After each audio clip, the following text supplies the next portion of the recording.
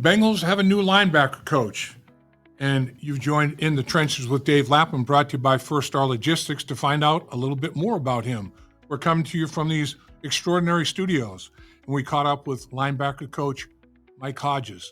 And this guy is unbelievably intelligent. I'm talking about raw intelligence. He got accepted to Air Force out of high school, and I mean, here's a guy that decided he was going to test himself. That's not an easy thing to do, to get accepted to Air Force. He decides to transfer to A&M, Texas A&M, and he wins the prestigious award at Texas A&M, the Aggie Heart Award. He's a walk-on, freshman walk-on at Texas A&M. In his senior year, he wins the biggest award that they give at the university. I mean, it's character, it's leadership, it's on the field, off the field, it's academics. He is a very, very smart guy, raw intelligence and football intelligence. The Bengals are very fortunate to have him. We talked with him about the years that he spent in New Orleans, 8 years altogether, 5 years as the linebacker coach. And we talked to him about what he sees with the current linebacker group, what he sees out there in free agency and in the draft. I think the linebacker position is in very good hands. I can definitely say very intelligent hands.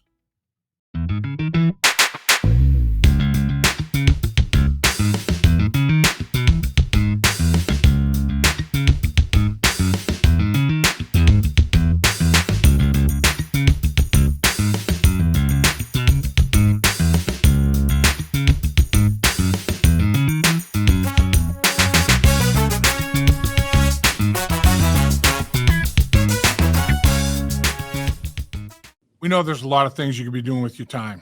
There's no doubt about it.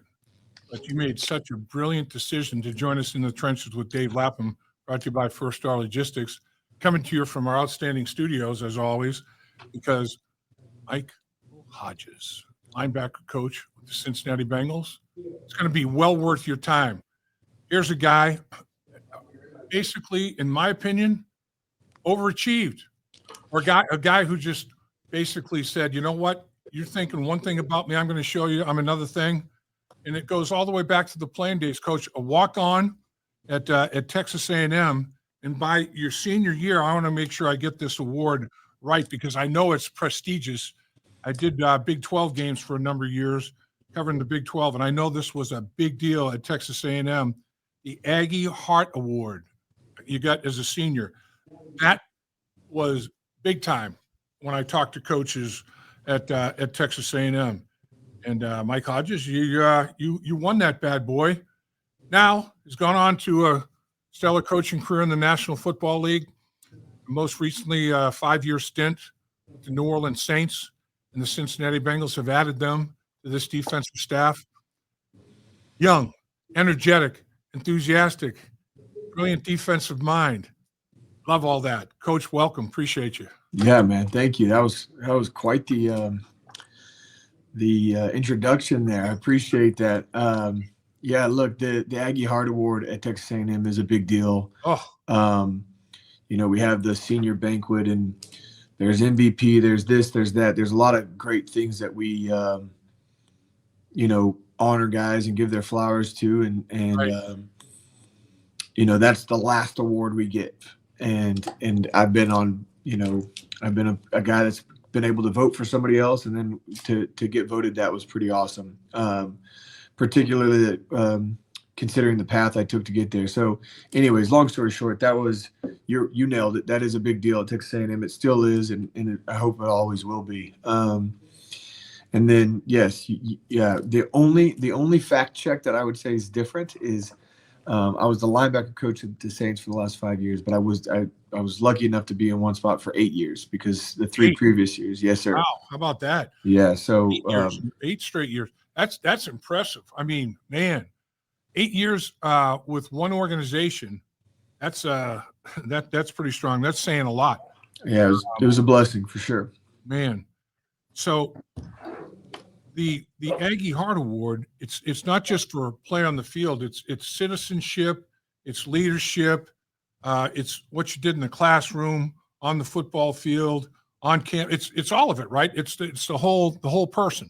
Yeah, it really is just, the embodiment of the Aggie spirit, which I know Aggies get.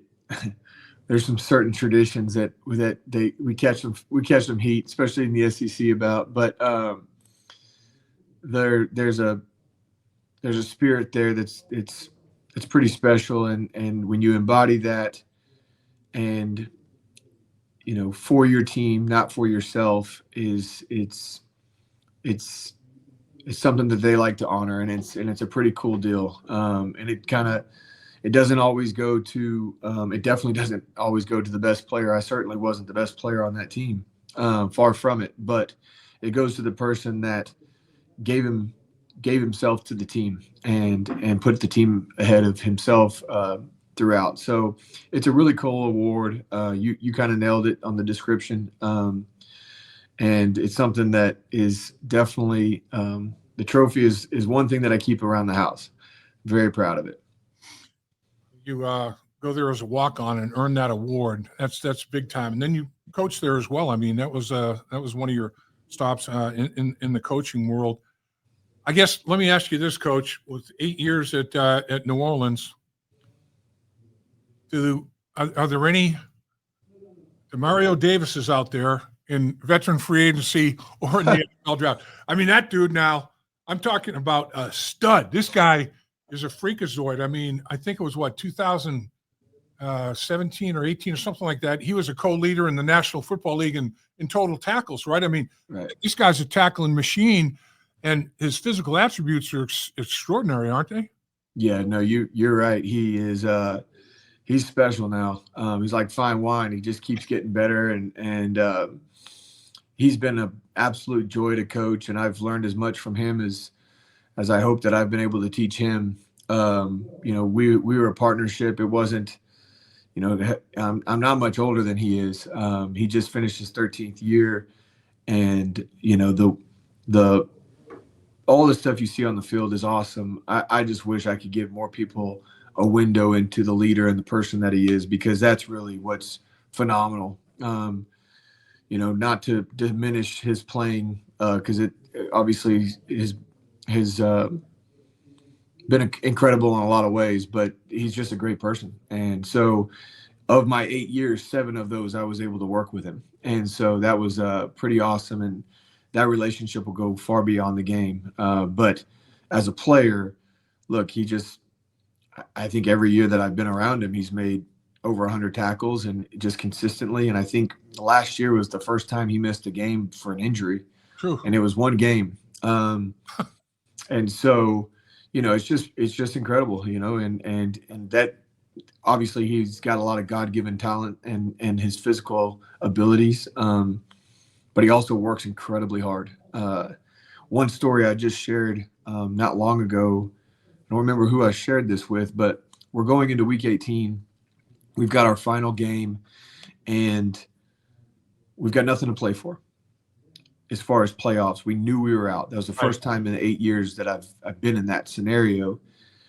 And when the offense was up or special teams was up, you'd look across to the other field, and DeMario's over there doing individual drills by himself. And I think that is just a cool story to share with people, to understand you don't get there just because of what got you to that place. To reach to the level that he has, it goes beyond the God-given talent. It's the effort and the devotion and the planning and just being intentional in everything that he does that has allowed him to sustain the success and the high level of success that he continues to have. So anyways, I go on my tangent there. I apologize for that, but It is important that I think it's a good lesson for people to understand why he is as good as he is for as long as he's been that way, and that because of the effort that he's put in. You hit on a lot there. I mean, 77th pick in the draft coming out of college, New York Jets, 3rd round pick, also plays with the Cleveland Browns, then comes to New Orleans, and man, like you said, it was like, all right, well, maybe not the right environment with the right coaching staff, whatever the case may have been. He ends up under your guidance and other coaches with the Saints developing and becoming this guy, and keeps getting better and better in that role as that guy. That's what you hope for, you to the development of players. There's always meat on the bone, right? I mean, no matter if you're a rookie or a fourth year veteran player, there's always meat in the bone. There may be varying degrees of meat in the bone, but you can always get better. And I remember Paul Brown saying, look, you guys all have a lot of abilities, but the abilities that I want to see are accountability, reliability, availability, dependability. These are the abilities that I like. You know, Right. I don't care about your physical ability. I care about these intangible abilities. And it seems like he's right up that alley. He is. And if you really study the guys that do it for a long time, you know, and you just kind of, and I've never worked with a guy like Bobby Wagner or, you know, Perryman or, you know, these guys that have been doing it for a long time. Right. It's not by accident, you know.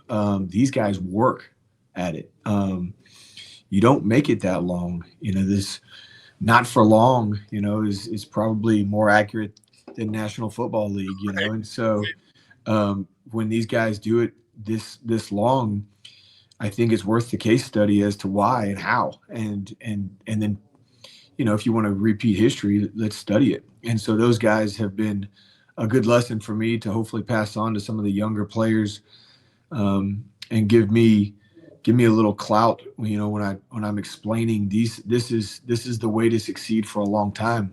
I've got a perfect example that I've been able to study for the last 7 years to witness it firsthand. Now, when you're working with this group of linebackers, do you show some DeMario Davis tape and say, you know, and this is the kind of thing that you know, that we're looking for, or is that even necessary, or how do you handle that part of things? Well, there probably will be some crossover just because it's some of my old teach tapes as I Sure. build new teach tapes with our current roster. But my focus will be these guys, and Yep. if I'm using anything like that, it'll just be as a reference point. But I don't think it's a negative Yeah. at all. In fact, I think it's a positive to always go and find the guys that are doing it the best. You know, if any linebacker coach doesn't go and study Fred Warner every year, or Roquan Smith, or, you know, these guys that are just doing it every year at such a high Right. level, Right. and if you're not pulling that and helping your guys see that, you're doing your guys an injustice, because we learn best from each other. And so studying each other, I think, is really helpful. So at the inside linebacker position, you've got Logan Wilson, you got Jermaine Pratt, Akeem Davis-Gaither is an unrestricted free agent. What do you think? Have you had a chance to study much of last few years' tape of your players? I guess my question is a broad one. You just finished the combine, so you're evaluating college players already. You're evaluating your own talent that you've got, and who do you keep and who don't you. You're evaluating all the other talent that's available in the National Football League in terms of veteran free agency. Man, hard to come up and take a breath, isn't it? There's no doubt. While you're trying to find a house and figure out how to Yeah. pay, you know, I got an email. I completely forgot I'm supposed to do taxes in the next month. So that was a fun email to get. So Oh, no, you're right. There's a lot on our plate, but look, it's all fun. You know, I'm watching ball. But to answer your question, Dave, I think it started with studying our guys and having our conversation, you know, about our particular team, and then the free agency and how we can supplement and enhance our defense. And, you know, those conversations will continue to go through the week. And then, you know, next week we'll start seeing some dominoes fall and see where these things fall into place. But if you saw the screen behind this camera here, it's college tape. You know, there's a lot of guys that we're trying to get through, and it won't be long till we're on the road going to pro days and trying to get in front of these guys and continue to learn them, because I think that, you know, I don't care how good of a ball coach I am, Dave. If I can't get the Jimmies and the Joes in here, it doesn't matter what I'm teaching. And so we got to continue to get the right guys, and not just necessarily the best guys, but the best guys for us, you know, that fit us and have a good vision for them. because oftentimes if you get a guy that you don't have a great vision for, it doesn't always work out, even though they may be talented or even more talented than maybe the next guy. So that's where, one, I'm making sure I understand what we want to do as a defense with Al and under his leadership and his direction. And then two, really just kind of diving into these players and making sure that we get the right guys for the right price, be it free agency or the draft. So you mentioned Al Golden, new defensive coordinator. Of course, he went to the national championship game. Notre Dame fell to Ohio State, but man, they 13 straight games they won. It was a heck of a run for Notre Dame. And his base defense was a nickel, and it seems like that's going to be, his base defense here in this situation. Is Al?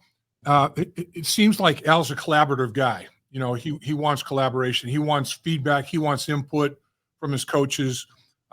It's like, okay, I feel comfortable with my scheme, but I'm always willing to learn, kind of thing. It seems like he's that kind of guy. Have you guys had nuts and bolts meetings already and thrown some things out? Boy, this really, Coach, this package, this schematic, this really worked for us down in New Orleans for a number of years. I might recommend we take a look at this. Is he open to those kind of things? As open as any coach can be. It's been awesome. It's almost been like clinics. We sit in there in the mornings and have these conversations where he directs it, but doesn't necessarily lead it. If you catch what I'm saying there, is that he's more of a he's there to get us to talk. And I'm new, Sean Desai is new, Jerry Montgomery's new, Mike Moon is new. So we got these new bodies in here that have no history with what was being done before. And so all of our input is being put in. And one thing that I'm very grateful and excited for is that Al's made this very clear that this is going to be ours. It's not going to be his. And when you get that type of leadership that's allowing you to have ownership in everything you do, it just makes you even more excited and more giddy every morning just to get in there and tell your piece, but also keep learning from all these other pieces, and then create something that I haven't even done before. And so new is exciting to me. It creates challenges, right? Because I've been doing something for so long that I know like the back of my hand. Sure. But there's a lot of ways to skin a cat, and I'm excited to find different ways to do that while still being able to, give input where I think it's valued.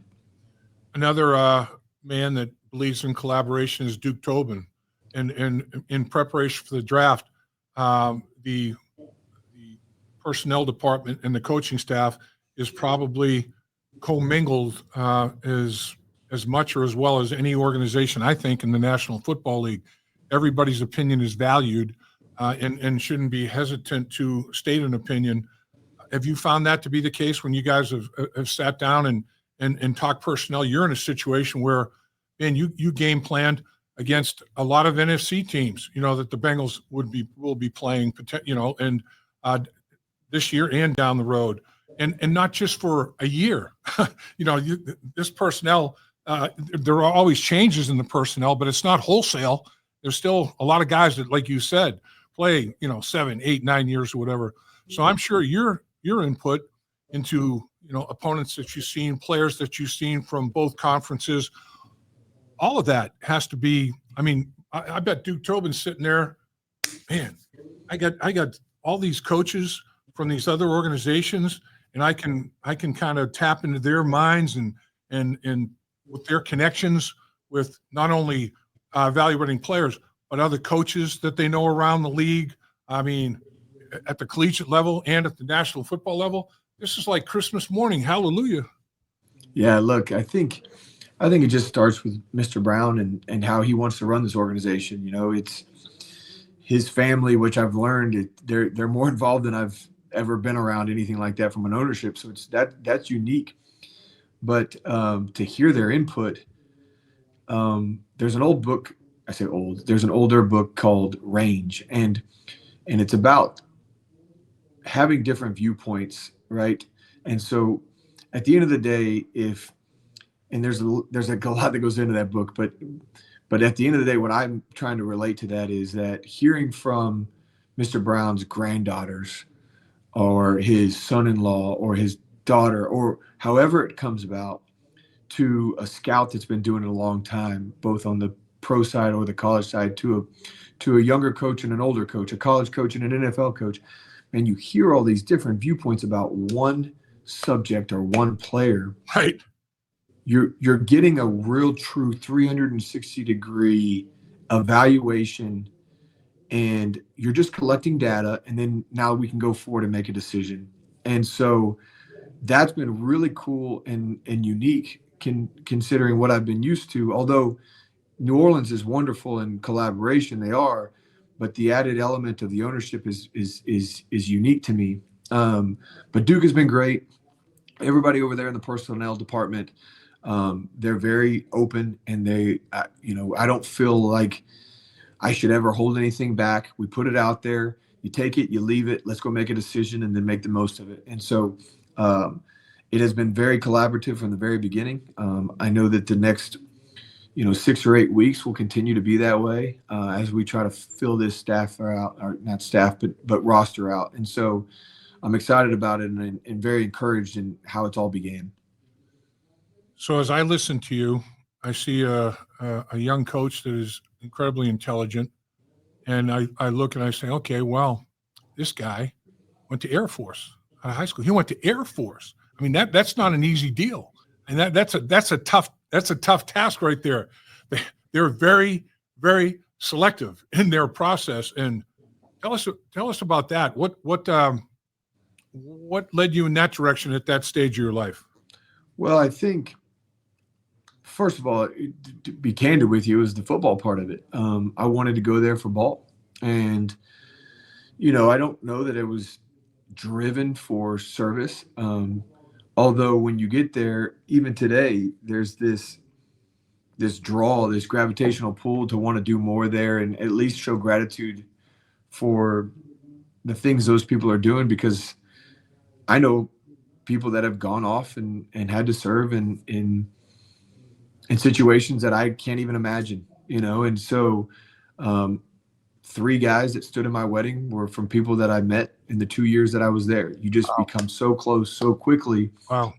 And on a much less serious scale, you see the value of training camp, right? And being around your teammates for 3 meals a day and having to do everything together, it creates this bond. And so I learned a ton. I was there for 2 years. I did a prep school year and a freshman year. I left for various reasons, but I knew I wanted to chase ball. And so that's when I left and, went and tried out and walked on at Texas A&M. But Right. It was one of the better decisions of my life to go there. I learned as much in those 2 years as how to handle myself as anything else I did in college. It was funny when I got to Texas A&M and you start hearing guys about, I've got this to do, I've got that to do. I'm like, did you march to lunch today?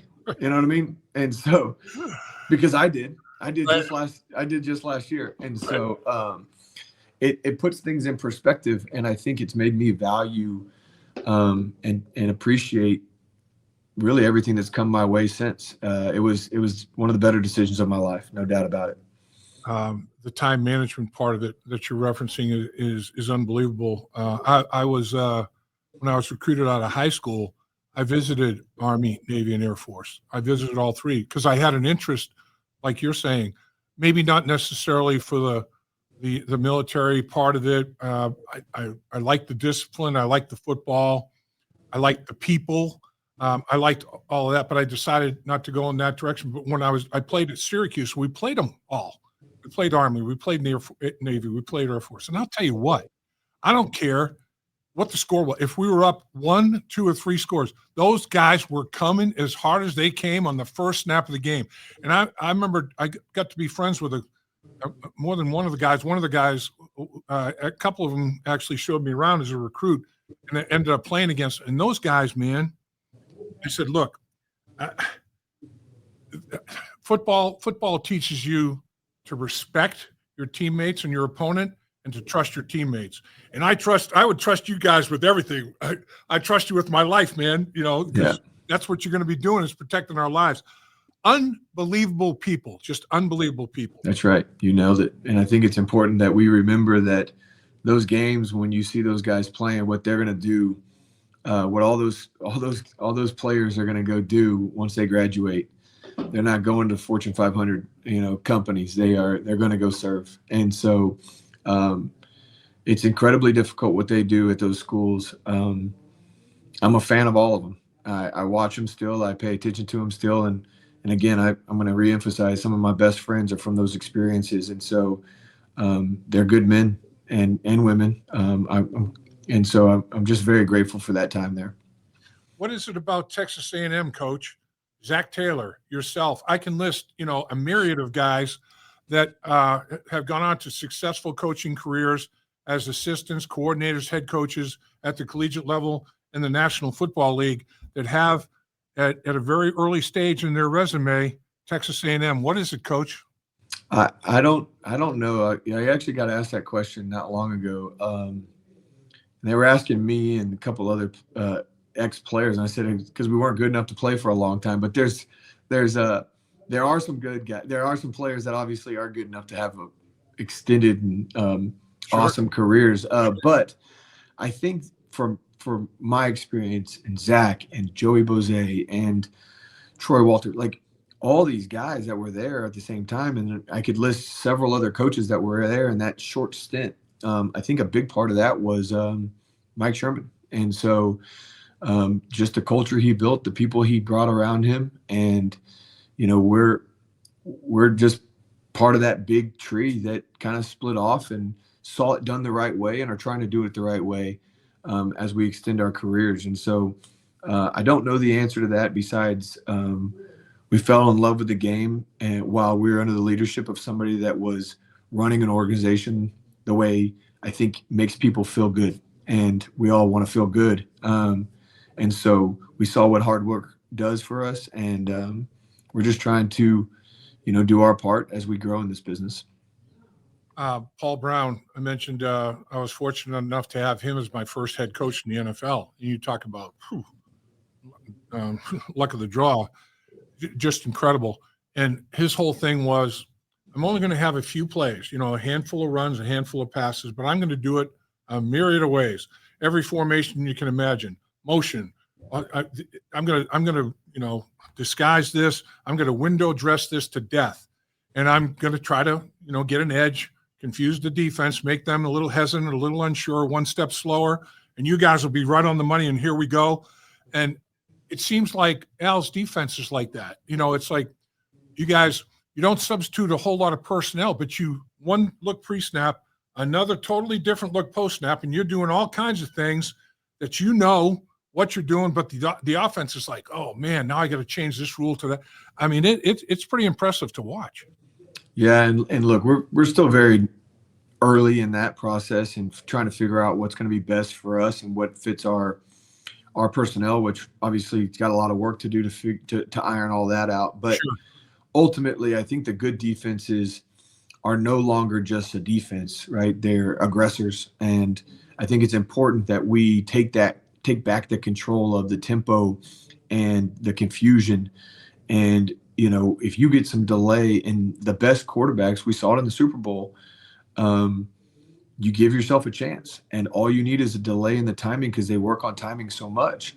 But getting input from Zach and Pitch and Burrow, we're going to take information from everybody to try to make this the best that we can do it. And again, Al has been awesome as far as collecting information and giving out information and just us trying to create something that works for us while not slowing our players down, And so I think to Coach Brown's point was we're going to do these plays, but we're going to dress it up and keep it simple for us. It's going to look complex, but it's going to keep it simple for us. And that's where I think it's really important, because oftentimes defensive coaches will think volume is the answer. Well, it's not.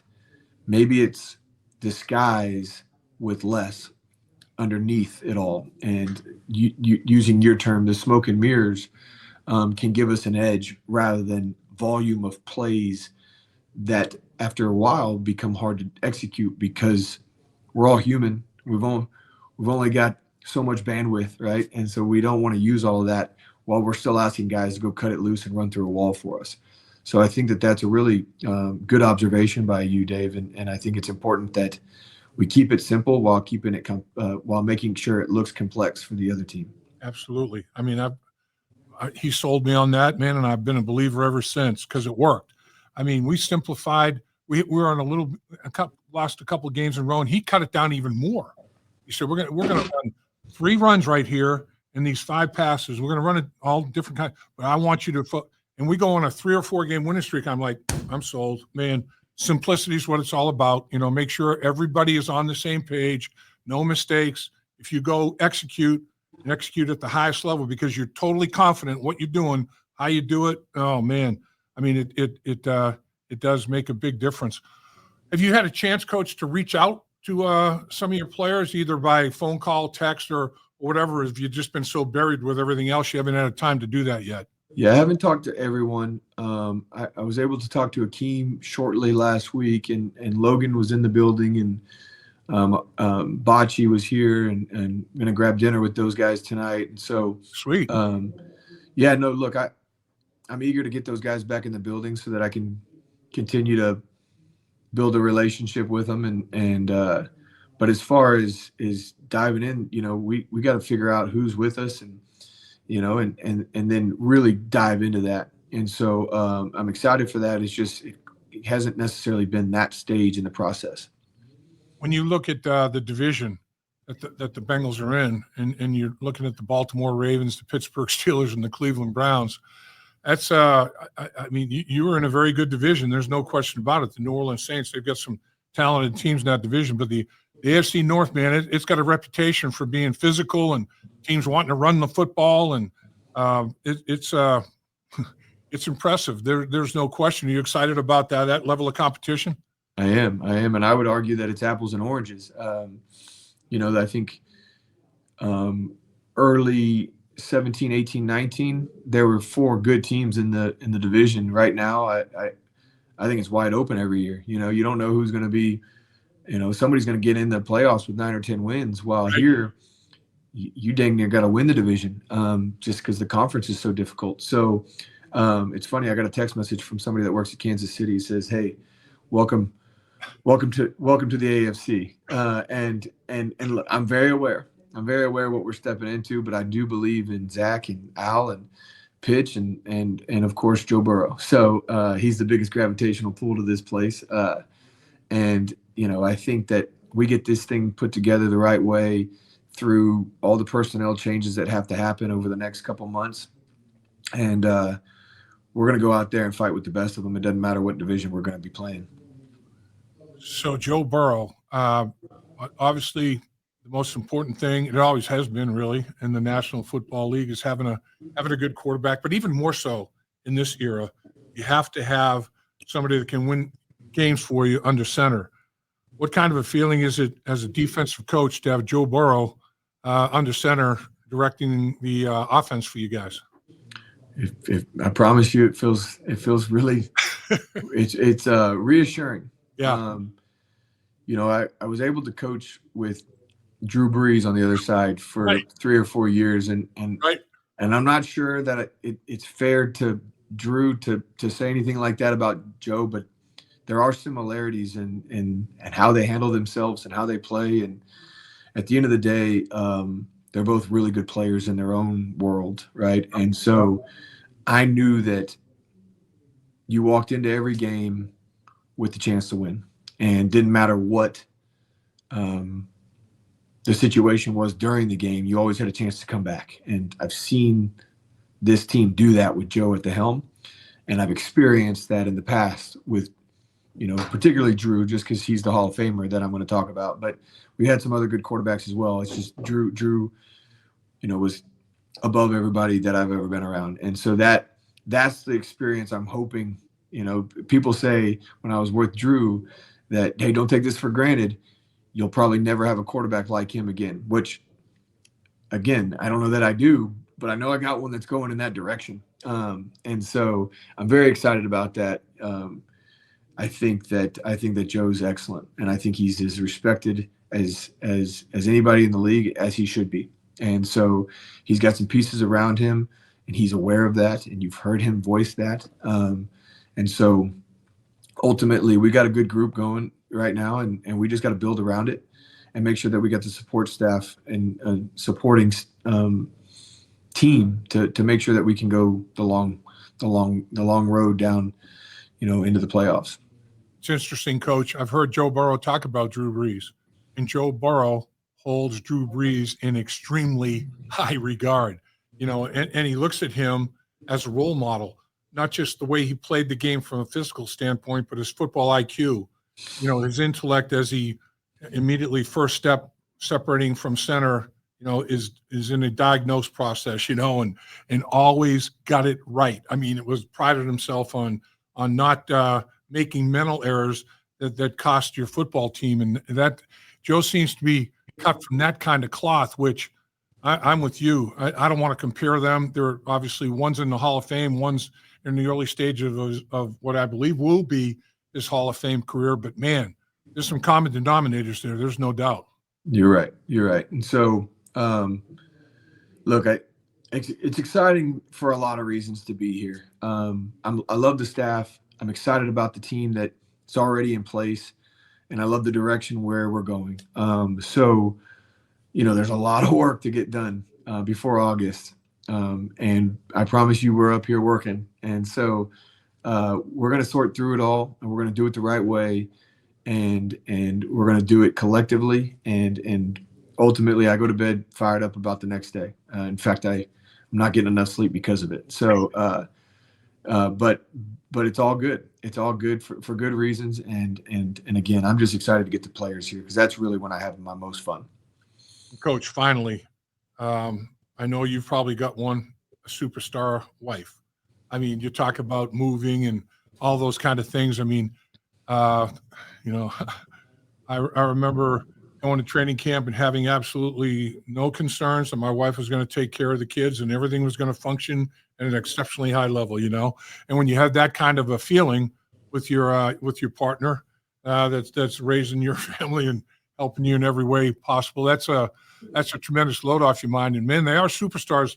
As you mentioned, you got to move, you got to get kids in school, all those kind of things. It's crazy, isn't it? The life of a coach is crazy. It is, and quite honestly, it's kind of our first experience to do this, as a family. Sure. Yeah. It's easy when it's just me and her. Boom, let's go. She'd be here. We find some cool spot downtown and hang out. Well, that's not the scenario anymore. No, she has been a rock star. It's hard on them. They certainly don't get the credit that they're due. And so it's a selfish business, because I dive into this and, I look down at my phone and, oh my gosh, I forgot about this. I forgot about that. And, she picks up all the slack. And so we've got two little ones, a 6-year-old girl and a 4-year-old boy. And, they wanted to play football when I was home last weekend, and they said, "Hey, Dad, we're the Bengals.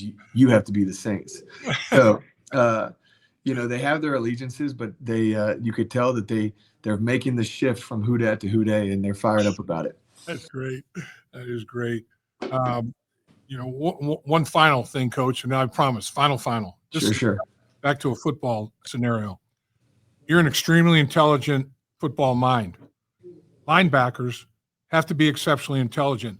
It's the only position group that has to make adjustments to what goes on in front of them and behind them. Everybody else, it's either just behind or just in front.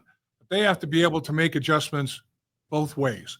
They are the field generals as such.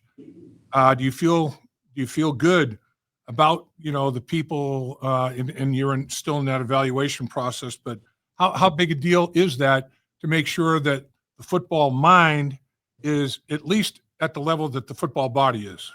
Well, I think, we're talking about going to these pro days and watching these workouts. A big emphasis I've made with anybody I've had to have that conversation with is that it's important for me to watch them work out, but that's on tape. And quite honestly, I lean on the game film more than anything, because some guys don't work out well, other guys work out great, and the football part of it maybe doesn't match. But what I do need to figure out is how they learn, how they retain, how they communicate, and then the tape will help me with a better understanding of their instincts, which is obviously incredibly important for the position. So if I go on the road, and you hear about all these coaches on the road, if I'm on the road, it's to be in front of the players and talk. I can work them out, and I think that's important, yes, but not as important as the other piece. I have to know that they can handle what we're going to put on their plate, and if they can, we'll give them it to them in the right way, and we'll teach each guy in their own way. I'm not saying they all have to be the same. I don't even want that, but there's a baseline of learning that if they have that, I have to know it, and then we can grow on top of it. Because to your point, it is one of the hardest positions in the game, particularly on defense. And that's a big part of it. And the guys that succeed for a long time, you'll hear their coaches and their teammates talk about how smart or wise they are. Some of them aren't even necessarily that smart. They're not killing it in school or anything like that. Right. But their wisdom of the game allows them to succeed, and it makes them look like they've got a PhD in the game of football, And so that's what we're going to go search out for and try to build this thing the right way. Coach, what'd you get your master's in when you were at A&M? Master's of Science from the business school in marketing. How about that? We got a smart man, very intelligent, raw intelligence, football intelligence, hell of a football coach, highly regarded around the National Football League. The Bengals are exceptionally happy to have Mike Hodges as their linebacker coach, a rising star in the National Football League. Appreciate your time, Coach. You were phenomenal. All right, Dave. Thank you, guys. Take care. Hey, Dave Lapham here. While games are over for the season, there's no off-season for the First Star Media Group or First Star Logistics. Join me in the trenches and Joe Goodberry of Bengals on the Brain here on the First Star Media Group YouTube channel. First Star Logistics gave away great prizes during the season, which will continue with exclusive content and special giveaways during the off-season. So please subscribe to the channel and hit the like button to help us continue to grow the channel.